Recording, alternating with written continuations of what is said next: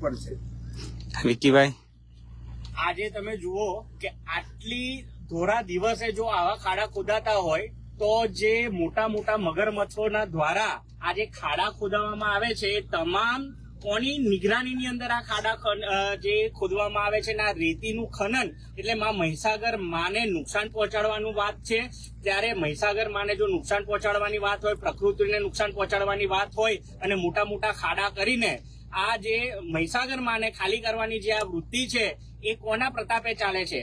આજે ઘણી બધી વાર સામાજિક આગેવાનોએ રજૂઆત કરી છે, છતાં પણ કોઈ પણ યોગ્ય નિર્ણય લેવામાં આવ્યો નથી કે આ જે ગેરકાયદેસર કામગીરી છે તેને બંધ કરવામાં આવી નથી. અને જો કાયદેસરની કામગીરી હોય તો જ્યારે પણ કોઈ સામાજિક આગેવાન આના પર મુદ્દો ઉઠાવે છે ત્યારે થોડા દિવસ માટે કેમ બંધ કરી દેવામાં આવે છે? આજે તમે જુઓ કે બ્રિજનો એક આ જે સ્લેબ તૂટ્યો એના જે તમે અત્યારે દરેક નેતાઓ અહીંયા આગળ આવીને પોતાની પ્રસિદ્ધિ મેળવવા માટે આવી ગયા. કેમ? એમને બ્રિજ પરથી આ 200 મીટરની અંદર જે આ ગેરકાયદેસર ખાણ ખનીજ વિભાગ દ્વારા જે પણ અધિકારી છે એમને કંઈક ધ્યાનમાં લેવાતું નથી.